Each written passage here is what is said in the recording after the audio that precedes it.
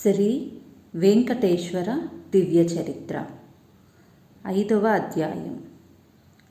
వైకుంఠమున భృగువు శ్రీహరి వక్షస్థలమును తన్నుట.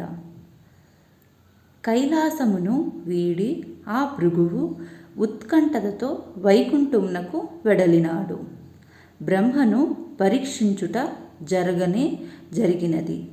శంకరుని పరీక్షించుట జరిగినది.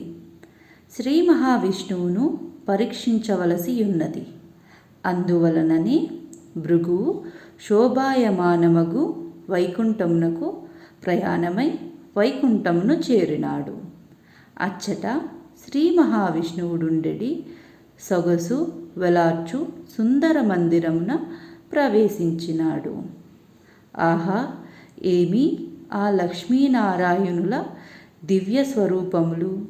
శ్రీ మహావిష్ణువు శేషపాన్ముపై టీవీగా పవ్వలించుటలో గల ఆ వంపు సొంపు ఎంత చక్కగానున్నది!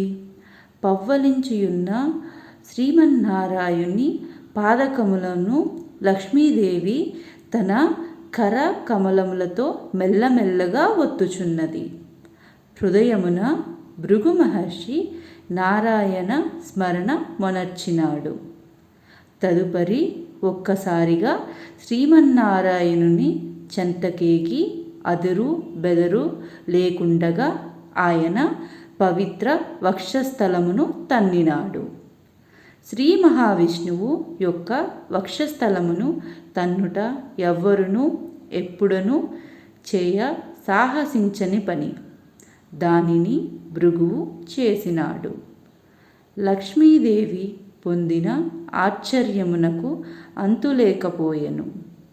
తనను తన్నినందులకు వైకుంఠవాసుడు ఎంతయూ చలించలేదు. వీసమెత్తైన కోపంను పొందలేదు. పైగా తన పాన్పు నుండి దిగి వెడలి భృగు మహాముని పాదములను పట్టుకొని, మహర్షి, నేడు నేనెంత ధన్యుడనైతిని! మహాతపశ్శక్తి సంపన్నులగు మీ పవిత్ర పాదధూళి వలన నా శరీరం ఎంతగానో పవిత్రమైనది. అయ్యో, మరచితిని. కుసుమ సమాన కోమలములైన మీ పాదములు నా శరీరమును స్పృశించు ఎంతగా నొచ్చుకొనునవో కదా స్వామి! ఏది మీ పాదములిటు చూపుడు అని చూచి కొంచెం ఒత్తెను. భృగువునకు పాదమున ఒక కన్ను కలదు. ఆ కంటిని శ్రీమన్నారాయణుడు ఆయన పాదముల నొత్తుచు చిదిపివేసెను. పిదప భృగుమునితో ఈ విధముగా అనెను: భృగు మహర్షి, మీ హృదయమున గల అభిప్రాయమును, మీరు వచ్చిన పనిని నేను గ్రహించితిని. మీరు ఏ పని నిమిత్తము నా కడకు వచ్చిరో ఆ పని అయినందులకు నేను మిక్కిలిగా ఆనందించుచున్నాను. ప్రశాంతమైన గంభీరమైన శ్రీ మహావిష్ణువు యొక్క పలుకులు భృగుమునిపై అమృతపు చినుకులుగా నుండెను. పాదమున గల కన్ను పోయిన పిదప భృగువున కేదియు నూతనానుభూతి కలిగెను. శ్రీ మహావిష్ణువు యొక్క పరమశాంత స్వభావమునకు భృగువు లోపల మహానందమును పొందెను. ఆహా, ఎంతటి సాత్వికమూర్తి విష్ణుమూర్తి! అనేక విధములైన శక్తి సంపదలున్నప్పటికీ తాను వక్షస్థలమున తన్నినప్పటికీ కించిత్తు మాట్లాడక దూషించలేకపోయెను. పైగా నా యొక్క పాదమున కేమైనా నొచ్చినదేమోనని నొచ్చుకొనుచున్నాడు. కావున శ్రీ మహావిష్ణువు మించిన సత్వగుణ ప్రధానుడు మరి ఒకడు లేడని గుర్తించాడు భృగువు. శ్రీ మహావిష్ణువుతో అతడు, సకల లోకపిత, నీ వంటి మహాత్ముని పరీక్షించుట అరుదెంచుటయే పాపమునకు కారణమగును.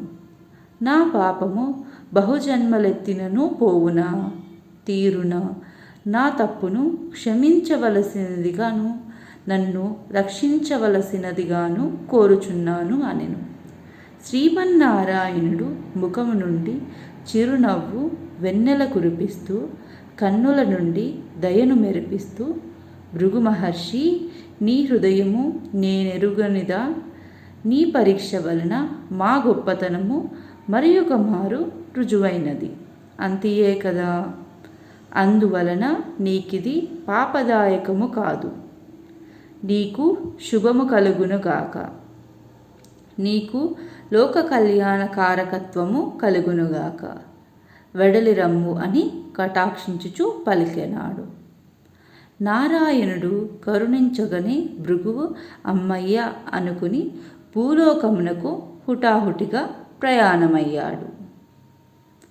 వజ్రమకుటధర గోవింద, వరాహమూర్తి గోవింద, గోపీజనప్రియ గోవింద, గోవర్ధనోద్ధార గోవింద, గోవింద హరి గోవింద, వెంకటరమణ గోవింద, గోవింద హరి గోవింద, వెంకటరమణ గోవింద. శ్రీ వెంకటేశ్వర దివ్య చరిత్ర 5వ అధ్యాయం సంపూర్ణం.